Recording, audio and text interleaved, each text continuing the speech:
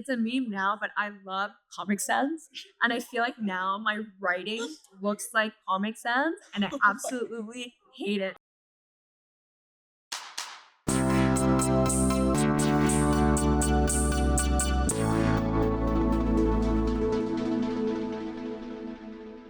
Hello, everyone, and welcome to the second episode of Digital Dopamine. Today, I am here with Tina. Tina, tell us a bit about yourself. The hardest question. I'm Tina. I am a user experience designer student. We'll get there. I don't know. I feel like I'm still trying to get that pitch together because I feel like I'm still exploring who I am. But I feel like I'm someone that enjoys laughing with your friends and spending time really slowing down because I feel like in like the world nowadays we go at such a fast pace. But just trying to be a chill girl. You are a chill girl. I think you're a chill girl. Absolutely. And what encouraged you, or what I guess inspired you to pursue a career in user experience? I was at a loss in life. So in 2021, peak COVID, I graduated from biomechanics piece out of everything, decided that I didn't want to go into healthcare. And in like my 3 a.m. room reorganization, I was on LinkedIn and Apple was hiring. So I was like, okay, like let's just like throw in my resume, like let's just shoot and see what sticks. And I ended up getting the job as a technical specialist. So after going from learning about healthcare and getting more into like the business and tech side of things, I was like, maybe this is something I want to pursue. And then that's where I met Christopher, and he suggested this program because it's new. I feel like user experience design is like a very new topic. I had no idea. Yeah, it's very up and coming. Me neither. Oh, absolutely. Yeah. And so he was suggesting that, or just telling me about it, and it intrigued me. Like, and I was like, okay, look into it. And honestly, I think what really like sold it to me is like, oh, in the interviews, you just need to create 2 case studies. And I'm like, that's a low commitment. Like, that's a low effort. Okay, yeah, let's do it. And which user experience design is so much more than that, but that is definitely what led me here. I just lost life, wanted to try something, and like this just sparked my curiosity. So lovely. And considering you didn't really know what user experience was coming into this, how do you think your approach to the topic as a whole has evolved since you started? So much. It has evolved so much. So I feel like stumbling on this by accident was like probably one of the best things that happened to me. Just because with user experience, I first initially thought, yes, you're designing, but you're designing with like educated guess, which put ease in my mind because I like creating, but I kind of like creating with a process. I can't make something out of nothing, but I can look at something and be like, I feel like this can be better in this way. So it is slowly going into that. And with user experience, there's a lot of research that goes behind your design decisions. And at the end of the day, it is for other people. And so I feel like every user experience designer, they definitely have a little bit of like people pleaser in them. Yes. Because you're not designing for yourself, you're designing for other people and making their lives better, which is really nice. But yeah, I guess now user experience, we're designers that are trying to make other people's lives easier, which is really nice. Yeah, absolutely. On the topic of liking to work with the process, what does your process look like as you start a project or notice when something needs to be changed? What are the cues for you? Right. Let's see. Is it a philosophy or like the way I go about life? It's like, I feel like I complain a lot. However, I believe that you are not allowed to complain unless you have a different solution available.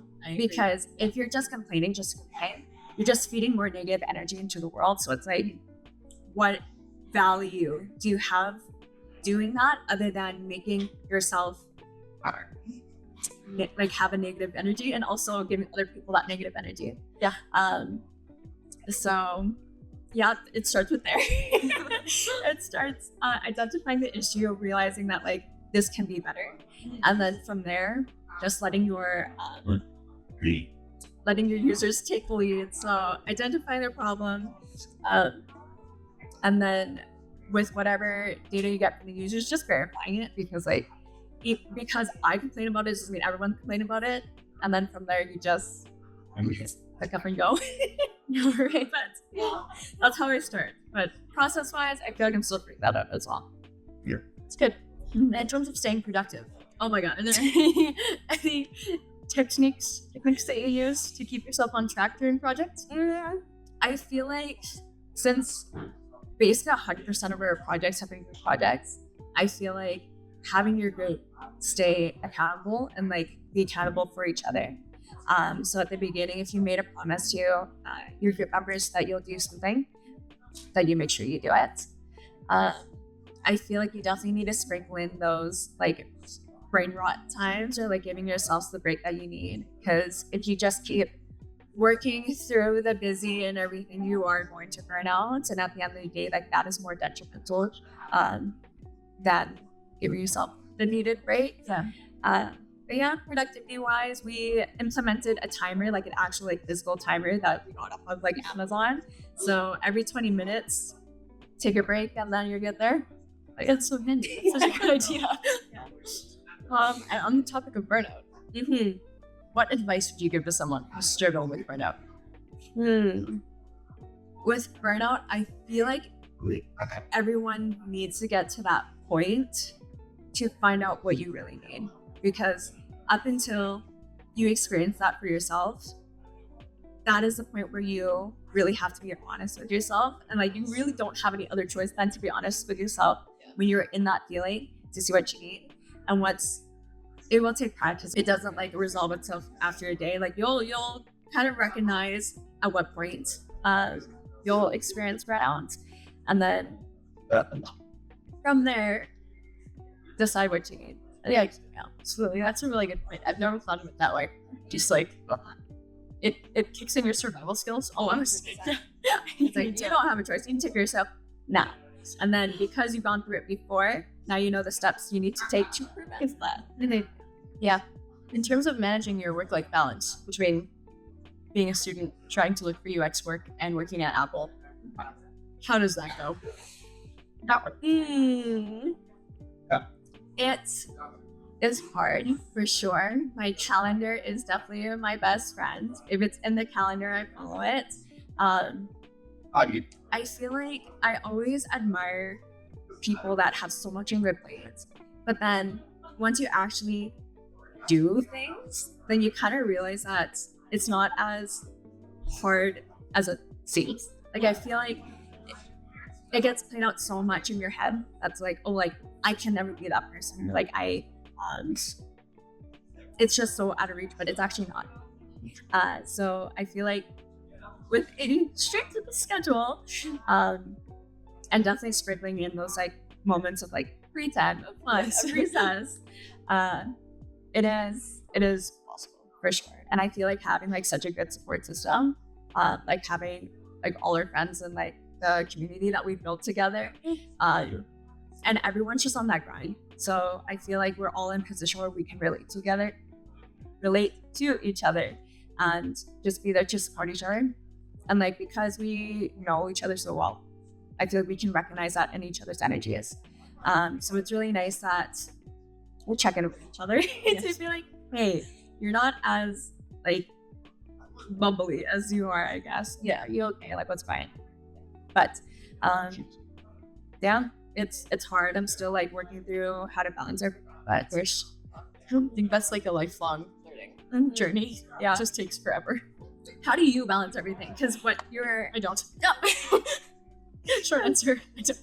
Podcast, by the way, this is amazing. Like, congratulations on like doing this. Thank you. Because I think that's like one of the harder things that I need to learn as well. It's like, just start doing things. Yes. It's not going to be perfect the first time, but like for you to just sit there and think about everything that could go wrong, like that's not going to do anything. Right? So you just have to do. Yeah. And that, I mean, I still struggle with that. I used to struggle with that even more. And then it was just kind of, I can't do this anymore because I was idle and I couldn't do anything. that I wanted to do or that I didn't want to do. Just nothing was getting done. I was just rotting all the time. So that's ending. 2025 is my year. What is on your plate right now? What is on Riley's plate? I have 2 web designs. I have my work at Symphonic and plus Symphonics web design.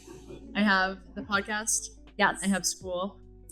I have trying to figure out what the fuck's going on with my physical health right now. Yes. TBA. Which is probably That's scrap everything else. yes, That is that's number the top 1 priority. Yeah.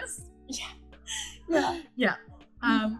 There's that, and then also maintaining friendships and family life and keeping all of that up to date, which is the least taxing of it all, honestly, because just being around people, it's been recharging my social battery.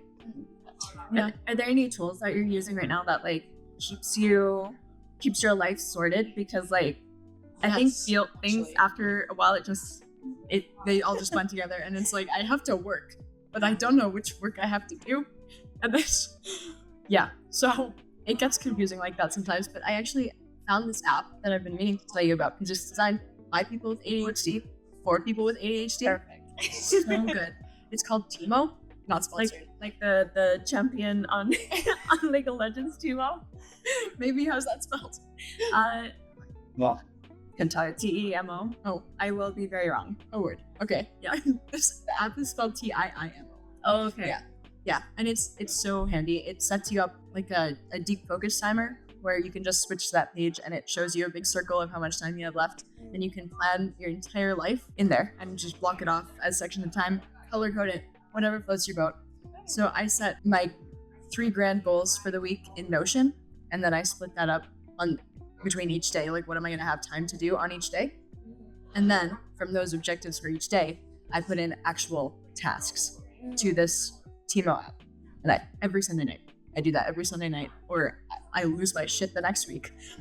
No, I feel like, I think Chris and I talked about this earlier. It's like, we need to prep. You can't just wake up and just decide to do something. You actually have to prep. And some smart person said this that I can't quote right now, but if you have more than 3 priorities, you have no priorities. So it's like really focusing on your 3 challenges of the day, because if you have like this laundry list of things to do, you're not prioritizing. Yeah, So, absolutely. like, you're not making that executive decision of like, this is what I need to get done today. This is what's important today. And it's really nice that like you're breaking it down to like bite-sized pieces. So it's not like this big 3 projects. It's like, okay, actually I just need to get like some of these done. Yeah, Which is like a really good tip. I feel like I know all these things, but I just need to start like implementing. like actually practicing them. Yes. Oh no, I understand. Yes. Like, Easier said than done for sure. Yes, absolutely. Like, I could give advice on these things all day. Does that mean I'm actually consistent with them? No, no. Yeah. So it's a tough thing to balance, but Okay, we're all here it's a for each learning other. experience. Exactly. Yeah. And we have this big support system, which I think is just so amazing. So moving on to the topic of inspiration. What inspires your work the most? What inspires my work the most? This one's hard because I feel like I pull inspiration from like just like daily life, like always seeing like the work that's around us, or like I guess like the creators that are around us as well. But there's these. I really wish I prepared what their handles or like what their names are, but like there are Asian creators on like specific like videographers on Instagram, and like because they're around like I guess like the same age, they look like me, like representation. It's like seeing them do like crazy and like amazing things. It's kind of like, okay, so maybe these are in the cards for me, and like just seeing what they are able to create. It's like maybe I'll try that. That's so nice. Yeah. And like I feel like in our specific circles as well, everyone has such like a niche talent that they have. Like for yourself, it's like you just do shit. Like you don't think about much. And am I allowed to swear on this? I'm Yes, so sorry. absolutely. Like you just wake up and you're like, okay, I'm gonna do this podcast. We're doing this. I'm gonna create my whole brand, and then on top of that, I'm gonna do ABCD, everything that you just listed. Yeah. And like it's just like such quality work, and it's so inspiring that like the ambition that you have with everything is like, Thank you. like I I need a little bit of that. Like, with everyone else, like in graphic design, like Zach with his like animations, like, Brie and her like brand guidelines, like what the fuck? Oh my gosh, like She thinks she's not good at them. which is like so crazy because like but yeah, imposter syndrome. We'll touch on that in a little bit, but that is so wild to me, and it's like again, we need like those people around us to like remind ourselves that like these are like the good qualities that we have, because I feel like at the end of the day we're our own worst critic. Yes. Like, sorry, tangent. I had a coffee chat with Alex at Pod Marketing. It was just like a quick like. It was my first attempt at networking. I reached out to him like a little bit, like in there, letting him know about this program. But in that coffee chat, he said that whatever you do in life, make sure you have a mentor, because your mentor will be able to, I guess, like highlight those values, and like you'll be able to see that because they are your mentors. So like you do trust them in that way. Yeah. But I feel like, and just like especially in our line of work, like there's a lot of like self-doubt that like we get into. It's like because it's such a oversaturated industry that sometimes we need that reminder. But that is definitely way off topic. The initial question was what inspires me. Yeah, that's okay. Okay, sounds good. Everything, everyone. Yeah. Word. Everything, everyone is a great answer. Thank you. Okay. On that note, though, let's move into imposter syndrome. How has that affected you so far in your career? With imposter syndrome, it's always like, I think I always feel that when I feel like something is too hard. So it's like, am I able to maintain this challenge that I've accepted? Am I able to like show up for my group members in a way that I believe that they think that I can, kind of thing? So it's definitely a hard thing to overcome, and I'm still overcoming. But as cliche as it is, it's like you fake it till you make it, and like it's been working. And like I feel like how I've been faking it till I make it in this program is like, okay, what skills do I need to kind of hone to get past this interview? So Right. it's like, what are things that I can do now, or like what experiences can I like insert myself to, so then I can talk about it later? Because do I feel like a user experience designer? No, not yet, but I am en route to try to collect enough skills to pretend that I am a user experience There you designer. go. And like with that mindset, I feel like eventually you just end up getting there anyways. So Yeah.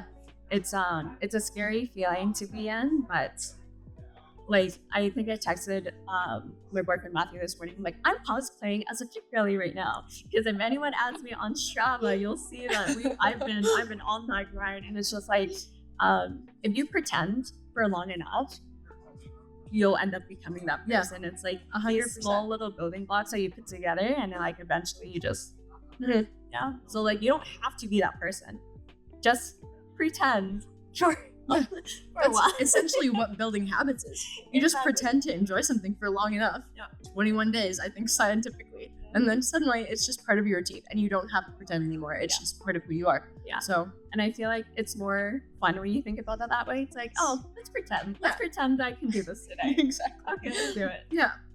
Yeah. That's a great answer, honestly. Have you felt imposter syndrome? Yes. Okay. Like every day. Like every day I wake up, I'm like, oh my god, where am I? How did I get here? Who did I lie to get here?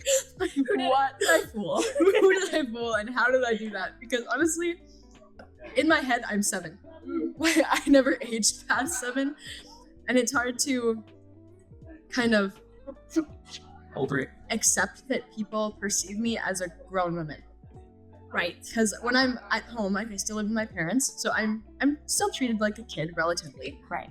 So I just noticing that difference in how I'm treated from place A to place B, it's just like, well, what is this?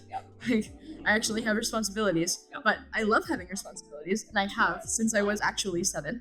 I have wanted to do everything, but now I actually have the qualifications. Oh. But convincing myself that exists has been a struggle. Yeah. You're doing great, Riley. Your 7-year-old self would be very proud of you. People keep saying shit like that to me, and I start like tearing up every time. You're so funny. Like, come on. Oh, Okay. 9 a.m. chats. Love it so much. Oh, okay. Trends. Trends. Yes. What do I know about trends? Well, let's just talk about if there are any that you really love or hate right now. Do you have any strong opinions on them? I think the trend that I'm really liking right now is like, do you remember in the slideshows for Design Studio, like on Tuesday? It's like that grainy, it's in Joanne's slides. It's like the grainy textures with the gradient in shapes. Yeah. And like, I feel like that's so cool because it's just like, it feels so raw. Yeah. And it's like, it's so pleasing to the eye that I would love to implement that in anything that I do. So we'll try that. 2025. I'll put out something that has grainy texture with the gradients and shapes. I don't know what that's called. Something like that. Something like that. You can make up your own name for it, I think. I don't think it actually has a name.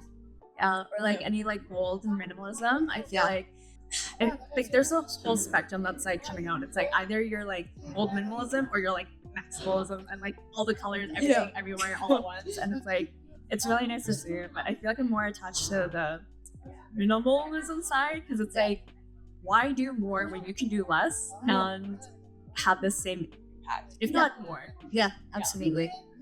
I agree. I think that's now this might be controversial to some people, but in my opinion, good design has to be minimalistic to some extent. It can still have the bold and crazy colors and all of the elements, but you have to present it in a very direct, straightforward way.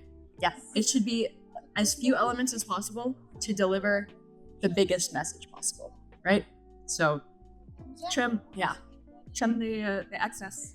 Exactly. Yeah, 100%. Now, like even looking back now that I have had this realization, looking back at some of my earlier logo work, I'm like, why are there 8 fucking colors on this? Like, why did I put a gradient on that? First of all, why are there 8 colors? Why are there little tiny details that just did not need to be there? Because it's gonna be this big. Mm-hmm. But yeah, you live and you learn. But isn't that so cool? Yeah, it is so cool. To like, we're at a point now in our education and our learning that like we're able to do that. Like, Yeah. to look back at our first designs and be like, why did I do that? Or it's just like, that looks terrible. I get where you're coming from, but like this could be so much better. Yeah. So I'm looking back and I'm like, maybe I did learn something in my Yeah, exactly. Yeah. Yeah, that's so cool. It's so fun. I would love to see like a redesign of your first logo. And like, Oh my gosh, I would love to do that. I feel like we should all do that as like a challenge. Yes. It's like, look what we did in our first assignment and like redo that same assignment. We should. That reading week activity. Perfect. That would be an amazing reading week activity. Yeah. Awesome. Yeah. How do you keep learning? Like continuously in such a fast-paced environment? I feel like this goes like, I guess, in life too, like also in an industry, but like follow your curiosity. So it's like, if you see something that you like, or like you hear a concept that you want to know more about, it's just so natural to follow that curiosity. And it's like, because you're giving yourself that, it doesn't feel like forceful learning. Right. It's like, it's more, you're following your passion, you're following that road. So yeah, I feel like it's pretty easy to keep learning and to stay present with like, I guess, all the arising trends and everything. Because like, do I know how to do that grainy texture gradient thing? No, but will I learn? Yes, because why I want to, and it sparks my curiosity. Yeah. That's amazing. That's good. I think a lot of people lose their curiosity when they start to grow up, because whether it's just their circumstance that it's kind of taken out of them, drained out of them, or they just think they're above being curious about things. Either way, of course, it's circumstantial. It's just how they were raised or their influences growing up. But I feel like it's an important thing to maintain, especially in our industry, but also everyone needs to be a little bit more curious. I'd say so too. Yeah. Also quoting someone super smart that I don't remember. Your knowledge is not how much you know, but it is knowing the extent of your ignorance. So it's like, once you know where that limit is and actually being self-aware where that limit is, Yeah. that's knowledge. Because now you know what you know, and now and you've also accepted that there is more out there to learn. Yeah. So I feel like if you are still always dancing around that line of like, okay, this is how much I know, but this is how much I don't know, and following that and filling in those gaps, you're always going to learn. Absolutely. What do you think the biggest challenge you've ever faced in design, in terms of design? I was gonna ask, I was like, we can go in terms of life next if you want. Was it the laundry detergent? Oh, that's a story for next time. Okay. My biggest challenge in design. Yes. Okay, let me think about this. Whether it's like interpersonal or actually technical. Let's spin this, I guess, like in a team dynamics way. So I feel like in design, you're always working with a team. And I think my biggest challenge was just to find my place in that team. So for a while, I feel like what I'm good at is knowing people's talents and skills. So for the longest time, I was like, okay, Brie, I need help with your with the brand guideline. Please do that because she's amazing at that. Aaron's amazing at prototyping. He's like just like so quick and tech savvy. Like, oh my god, he makes me feel so old because he's like done. And I'm like, oh, perfect. Thank you so much. And then we have Chris. Chris has like, oh my god, like plenty of corporate experience. Yeah.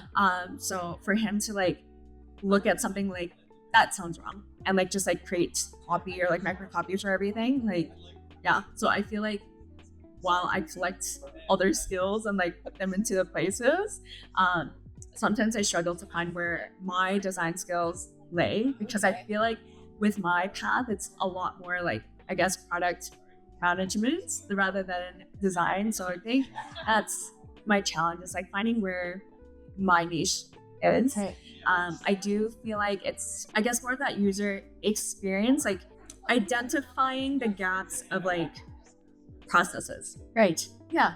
that makes sense. I don't know how to explain it, but it's like, I feel like if we're on a project and I feel like we're just like running into like this roadblock, and like I feel like I am able to recognize that and like be like, okay guys, we need to like this is not working, we have to do something else. Yeah. Because I, as a number one complainer, if I find something like, why are we doing it this way? Like there has to be another way. Then I do find that. Right. So with design, it's not like on paper, like on screen design. It's more like process design. Right. Yeah. What advice would you give someone who's just starting in our program? For someone who is starting in our program, I would say be prepared to take charge of your own learning and understand that this program you are paying for. So if you feel like things, if you're a complainer and you want to see some changes, or like if you have like feedback, or if you want to learn something that's not being taught, that is something that you are 100% entitled to do. But yeah, just really take pride in that, I guess, is like being a student and like being here as a choice. Yeah. So like everyone here, like you're not forced to be here, like we're out of like that school system, so everyone here wants to be here. And if this is not serving you in that way, definitely say something about it. Yeah. And like keep an open mind about what you're learning. I feel like sometimes I feel like I hop on this train of like noticing all the not great qualities of things, which I guess like I've turned that into being a user experience designer. But I think just like also pausing and learning, reflecting about like your logo, like, oh, like I can look at things now and like realize that it can be improved. So like I think also taking the time to like document your learning process and like remind yourself of what you have learned in the program, and yeah, just be ready to grow a lot. Yeah, absolutely. Hey, that's good advice. Onto a little bit about the industry as a whole. How do you see the role of user experience designers evolving over the next 5 to 10 years? Since it's a fairly new role, I hope that is going to be as necessary as like, let's say, a software developer, or like, because I feel like that design touch is needed. Yeah. I feel like we've seen a lot of bad websites, and I feel like being a user experience designer, that role is very much needed. It can save a lot of time. It can save a lot of companies like money by doing things right the first time. And it should fall into every business model that like your customers are first, because they are the ones that are making you the money.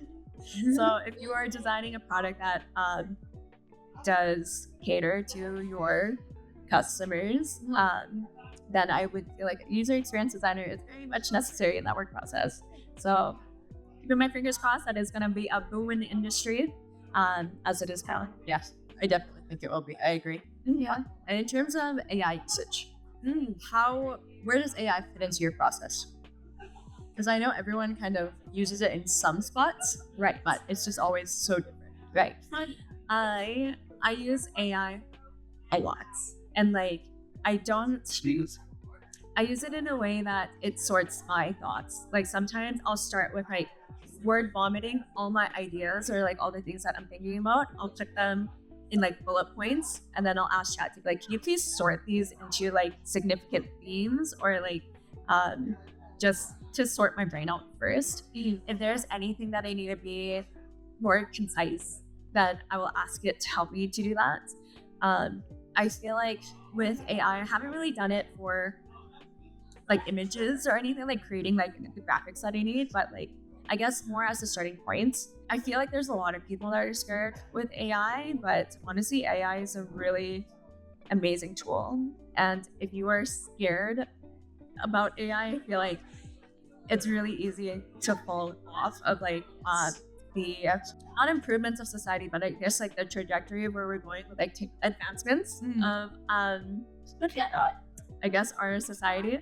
AI is a tool. Don't let it think for you. I feel like once AI was coming out, I was scared that, oh my gosh, like I'm literally in a program where I can be replaced, but we cannot. Because like it was a really big aha moment for me when I started looking at AI and being like, that's a really bad idea. So like, I guess getting to yourself to a point where you can recognize when things are artificial intelligence, Yes. and like having that opinion on artificial intelligence, because like it's nice for some things, but like don't let it be the main thing that does your work for you. Definitely use it as a tool. Like cut your time in half. Like please spend your time on other things. Yeah. But Yeah, it feels like that's another thing I really like with the Timo app is like if I put in a task and like say start wireframe for this type of website, whatever I'm working on at that time, there's a little AI button that's like create subtasks, and then it just maps out the entire thing for you. And then knowing the general process I like to follow, I can go and delete what I don't want to do. But it's just such a great way to get started, is to ask the internet, I guess, the internet as a whole, this humanified internet, what you should be doing first. And then, because I feel like a lot of the time it's just easier to do something when you're told to do it. That is fact. Yeah. I feel like I also use AI to almost validate things as well. Yes. Because you know when, let's say we're shopping and I'm like, Riley, do you like this sweater? And then you say no, but I'm like in my head, like I kind of wish you said yes. Yeah. So it's kind of like that, where it's like I will ask chat to do something for me, but then once it does something not in the way that I wanted to, it validates what I was feeling. So then I go with what I'm feeling. So it's like, it's almost like a second opinion. Yes, I think, oh my God, okay, I think that's like the perfect way to put it. Your chat, like AI, artificial intelligence, everything, that is a second opinion. It is not your opinion. And you, at the end of the day, must decide what parts of that you want and what parts you don't. Because you're being in this industry and being a student, in the time where AI is like up and coming, it's like, I'm sure you'll be able to read something and be like, that's AI. As soon as you see words like impostor or setting the stage, you know that is from AI for sure. Yeah, absolutely. That's a really good way to reframe it. I like that. So I'm gonna start using it to give me second opinions. That's so smart. Yeah. Okay. Do you think there was anything missing in our conversation about today? I don't think so, but I also think that like we can talk about design forever. Yes, absolutely. But yeah, if I think of something, maybe there'll be an episode 2 with Tina. Yeah, 100%. Season 2, Tina's making a comeback. Get excited now. Mark your calendars. Yeah. We'll see. For when? We No don't idea. We'll see what Timo Yeah. tells us. Yeah. Yeah. 100%. And then we will, with our second opinion, or with us being first opinion, their second opinion, we'll decide what dates. Yeah. Yeah. Oh, yeah. Okay. So moving into some more fun personal questions. Tell us about your stickers. My stickers. Okay, so at the beginning of this, I think I said that I enjoy processes, but I can't make something out of nothing. So with my stickers, I love the process of like finding out what's the best like paper to use, what's the best like lamination, like what lasts long, like anything that's more like, I guess, on the materials technical side, I love. But creating side, I cannot. So I feel like starting recently, I've been asking like some of our friends to do like maybe design a sticker for me so then I can print it out. But yeah, it's been a lot of fun. I feel like that is one of the hobbies that I feel like I don't stress over. Like it's definitely like it's very therapeutic and it's like a lot of fun. And I feel like stickers especially, it's such a low cost thing, but it brings people so much joy. Yeah. Like for me to be able to like bring around like stickers of like goose stamps and be like, hey, like here's a sticker. Seeing people light up in that way, like I love. And it's like, I feel like it's definitely something I learned from retail as well. It's like you doing something small that doesn't affect you like terribly negatively and like it makes someone's day, like you do it, you know? Yeah. So Yes. I feel that implementing stickers in my life definitely helps me do that. But yeah, I will hopefully, I think on my bingo card, maybe a market of some sort, maybe of all our designs. But yeah, super exciting. I love it. It's been fun. Absolutely. So I've asked the question of what's your favorite piece of work that you've ever created to everyone else I've recorded with so far, and everyone's answer consistently Jason's sticker club. Would you agree with that? I would say yes, because since that is our most recent project, it is the product of all our knowledge that we've had so far. And because we worked with our closest friends with that, it was just such a fun process. Do I wish that it was under different circumstances and it wasn't as stressful as it was and where it was placed? Yes, but pressure makes diamonds. And so with that, I think it was super helpful putting Jason's name on it because, have you done a podcast, Jason, yet? No, not yet. Oh, okay. Well, when you guys get to meet Jason, you'll understand why. It's like when you have a product that you're making for someone, especially someone that you care about, Yeah. it makes the process so much easier. And like you can draw motivation from that. It's like we're doing this for Jason. Protect Jason at all costs. Literally. Yeah. Oh my gosh. Such a sweet, such a pure soul. He's such a little... Yeah. So just like creating a website that embodies Jason, it was just so much fun. I believe it. I have yet to see that project, so I'd love to take a look at it. If you could show me. Yeah, of course. Maybe we'll put like a little like screenshot. Yes. This is Jason's Sticker Club. Yeah. And what are your goals for 2025? Oh my gosh, a lot. So the pals and I, we actually made a bingo card. Different pals, not school pals. But we made a bingo card, and I knew a bingo card was a lot of goals, but there's 25 goals on that you'd have to fill out. So I got to like number 11, and then I stopped thinking about other ones. So on my bingo card, there's like run a 10K. Mm-hmm. So that is me pretending to be a fit girly. I'm just putting it on that. So every day I'm going to cosplay as a fit girly that is going to do spin class, do this, do that. Design wise, I would love a big girl job. Anyone watching that's hiring, if you need a user experience designer, hit me up. My LinkedIn will be posted somewhere, I hope. Right here. And also, the link is also linked in the bio. Perfect. That is also my bingo card. Graduating with everyone is my bingo card. That's more of like I'm looking forward to rather than a goal. But as much as I love school, I can't wait to not be in school anymore, just so that we have that time to feed into the curiosities that we have. Because I feel like we're at a point now where we know what we don't know. Yes. So we know the extent of our ignorance, and then we can spend our time really looking into that and learning more and really filling out our portfolios. Creating one, that is also a goal of mine, is to create one because I haven't done one yet. Yes. Yeah. What's on your bingo card? Also, a lot. Yeah. Tell the government I'm employed. Oh, That's step one. I haven't registered for sole proprietorship or she's anything. freelancer. I'm a freelancer, and the government has no idea anyone's paying me. Right. So when tax season comes around, they'll be like, "Hey, what are these e-transfers? Are you selling drugs?" Okay. No. That's definitely step one.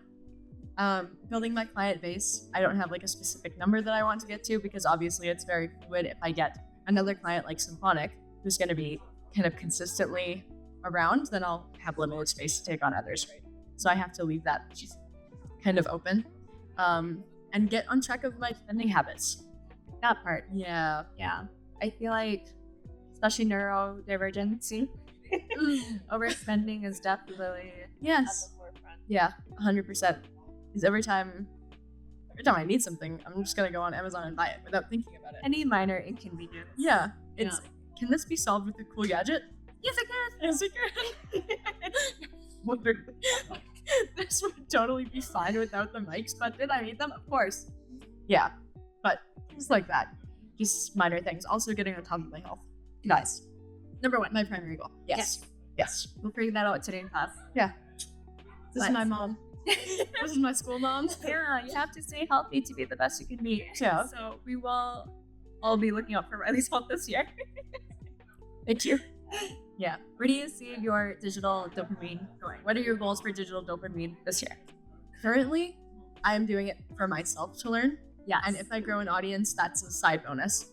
I love But yeah, it's just kind of something to keep myself creative for myself, and that I have to be consistent with because I promised myself and everyone around me I was going to be consistent with it. So I really have no choice but to stay into it, which I think will help a lot with my balancing and avoiding creative burnout. Because if I'm doing something technology-wise for myself, usually for myself, I just paint or whatever, and then I feel like I lose my flow. But if this is just something I can switch to and work on for an hour while I'm eating my lunch at home when I work from home, then yeah, it kind of keeps that balance a bit better. Oh, sweet. And like, Yeah. I'm so excited that you're doing this, especially with like our inner circles. I'm sure you'll like move out from that. But it's honestly like, for us too. Like, I can't wait to look back at this and cringe. But Of course, a few years from now, like I'm sure my answers will change. Yeah. And it's such a cool time capsule thing, and I am very proud of this digital footprint that we're putting out. Yes, so good. It's a great digital footprint. Yeah, so I love that you're doing it for yourself, but like, Yeah, it's for us. and also to show you guys off. Oh, It's like you're all so smart, and you all have such different takes on everything that I thought it was really interesting. It'd be a cool concept to bring you all on as guests. I love that. Yeah, Thank you. Thank you for thinking of us. of course. I'm always thinking of you. Oh my gosh. Wow. What is it? 10 a.m. Why are we getting emotional right now? Yeah. Oh, if you could redesign any existing brand or product, what would it be? Redesign brand or product. Yeah. Or app or website. Or anything. App or website. Okay. So this was just like the first thing that like came to the top of my mind. But my mom is actually a Vietnamese school teacher here in Calgary. And because they are, I actually don't know if they're a nonprofit. It's a small community, and any design or like any websites that they do, it's through honorariums because they have to be a nonprofit because they do get casino funding, so they have to be a nonprofit. But they're website needs a little bit of a help. I'll show you it later, but it's like a purple background with like red font on it or something like that. And I'm like, this is really hard on the eyes. Yeah. But I feel like any of those communities that do need an extra hand, I feel like that's something that like I would love to redesign, and like just like out of love and wanting more for them. Yeah. To be like, hey, this could be a lot better. I'm complaining about this, but I have a solution for you. So Yeah. It's a good answer. I think purple background and red font sounds absolutely horrific. which is funny because I have a purple shirt with like red font on it, but it's a t-shirt. It doesn't have to be functional, or it has to be functional, but it doesn't have to be like, okay, anyways, I digress. I don't know what I'm trying to say. I know what I'm trying to say, but I can't put it out right now. But Okay. yes. Next question, Riley. Okay, next question. If you had unlimited time and resources and money was no object, what passion project would you create? Oh my gosh. I think I would go balls to the walls with my stickers. Amazing. I think I envision me being an at-home girly with like my little office space, and like I love watching those videos of like people fulfilling orders, or like they have like their stacks and like oh, an order came in, let me just pack this, let me just write like a personal note and like little like package it up and send it away. I would love that. I feel like I love doing those like little tasks, and like that is a little bit of what I do at Apple as well. As I'm an operations specialist, so in the mornings we do have like we fulfill like those like online orders before like it comes in, with shipments and receiving. Like that's something that we have to like be very accurate and precise about. So I enjoy those a lot. So I would love to stay home and do my little stickers. Yeah, I would love that for you. That's amazing. Speaking of which, I need some stickers. Okay. Yeah. For digital dopamine stickers? Oh Yeah. my gosh, of course. Yeah. Not a problem. I really waterproof. That would be cool. Yes. Okay. Amazing. I'm excited. Put it on the back of my car. Perfect. Yeah, and then also it should say made by Tina Oh. below, and then tag yourself so that other people on the road can like reach out to you. Oh. Yeah. So I need to make an Instagram account. So Yes. next week I will be pretending to be a sticker shop owner. Yes. And the Instagram account is linked here. This video is released next Friday, so I'm doing this so that she has no choice Oh my but to God. get on top of creating that account. Okay. I respect you for this. You know what? Yeah. Yeah. Yep. Tried Make to it, pull Ty, that make it. fast one with Aaron in his YouTube channel too, and he said, Okay. no, don't put that in there. No, we'll do it. Thank you for accepting my tough love. Yes, of Yeah. course. I appreciate it. I expect nothing more. Nothing less. I expect nothing less. Nothing more. Wait a minute. I expect nothing less. Okay. And we're gonna move into the rapid fire last little quick round of questions. What's your favorite font or typeface? I know Bree said Helvetica. I actually can't think of anything on top of mind right now. Other than like the default of Figma, which is like Inter or something. Inter. Yeah. Honestly, Inter is really nice though. It is. It's like it's like soothing in a way. Yeah. Okay, I'm gonna steal this question because I don't know how to answer it. What do you think about Microsoft switching from Calibri to Aptos? Aptos? I like it. Aptos? I like Aptos better. Mm-hmm. Yeah, because it's I don't know how to explain it, but it's just more smooth to read. Like I feel like it gives a better user experience when I'm even reading my work back. Mm-hmm. So yeah. Yeah, I can't figure out how to like put it as my default because like it's still Calibri. Yeah. So I'm like, maybe I need an update, but I do agree. I do like Aptos better. What's your favorite typeface? Okay, currently Fat Frank Heavy. Fat Frank Heavy. Yes.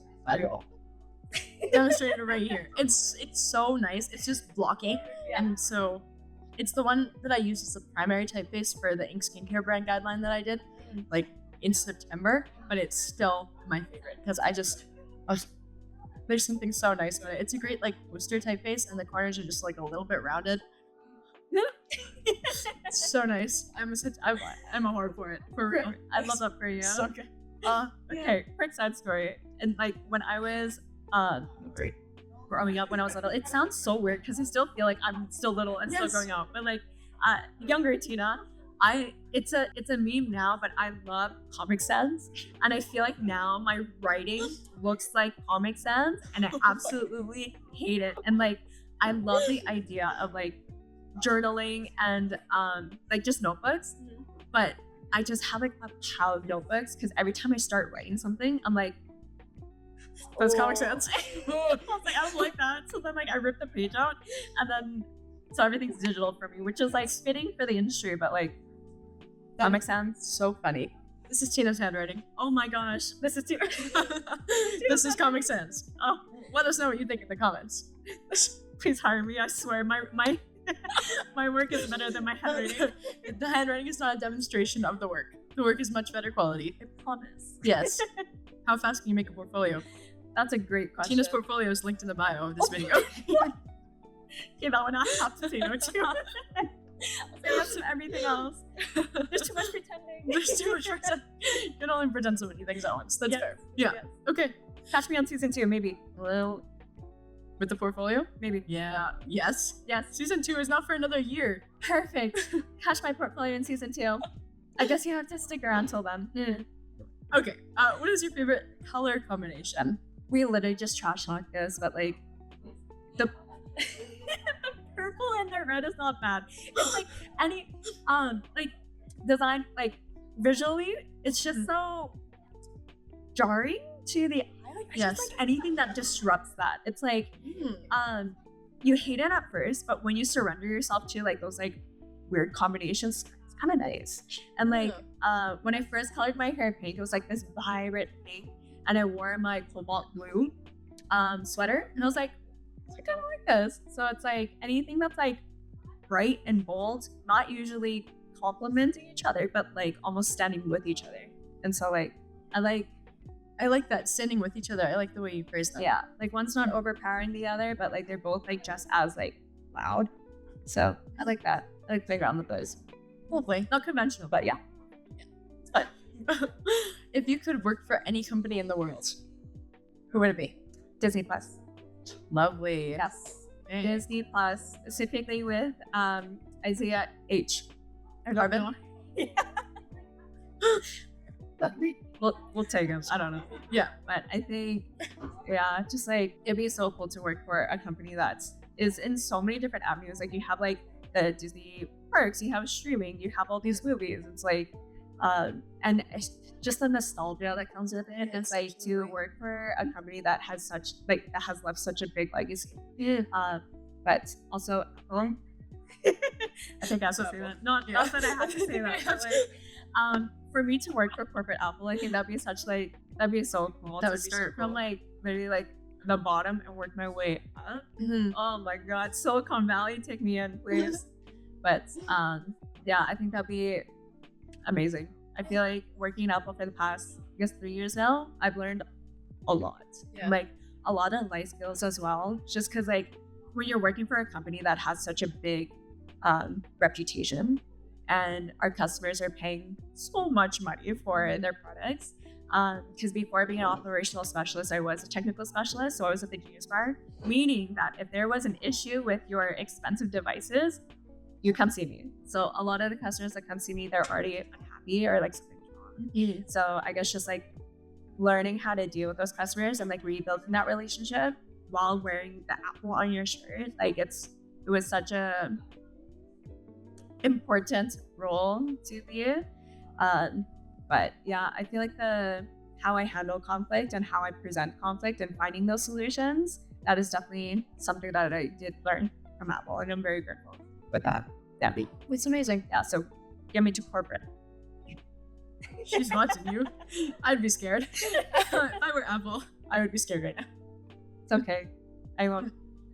No, I don't know. Okay. Last question. Super easy little fun one. What's your go-to beverage while working? Go-to beverage.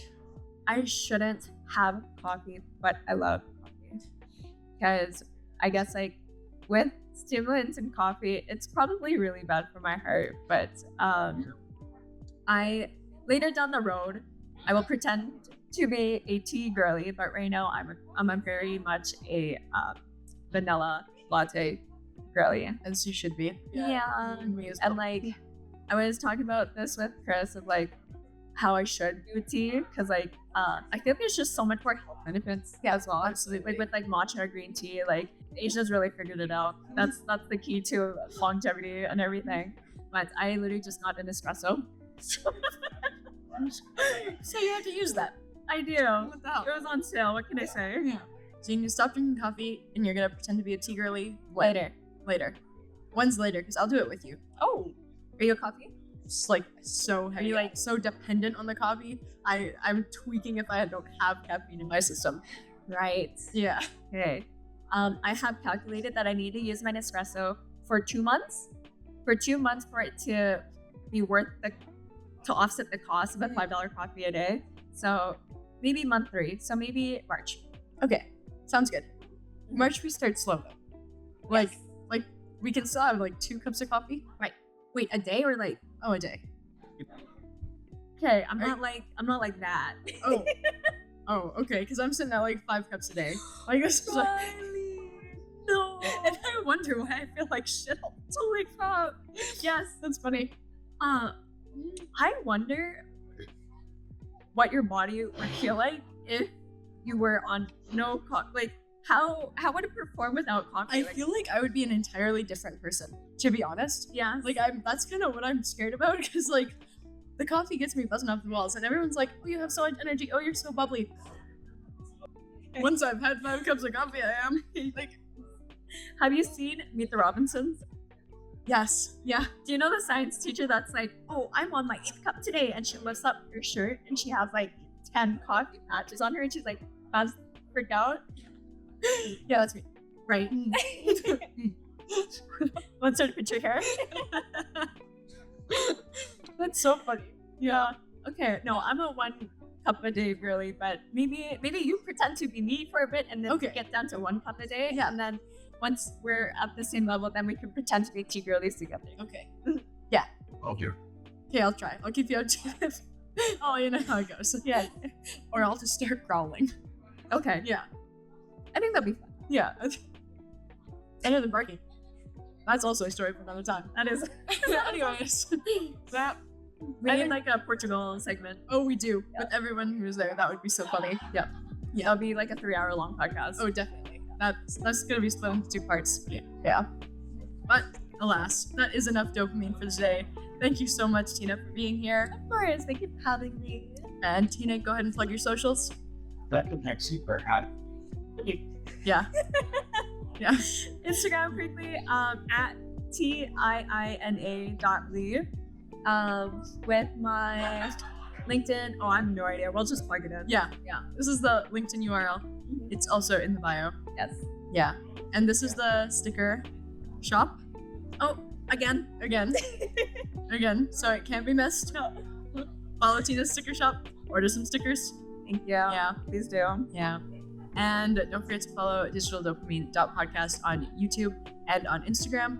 And also follow my personal Instagram at Riley Melina Schmitz. And I think that's all I have to say. Yeah. Thank you So- for having me. This is Gosh, thank you for being here. It was so much fun. This is truly a passion project. So, yeah. Lovely. More Passions 2025. Yes, definitely. More mental health care. This is mental health care. Okay, bye for now.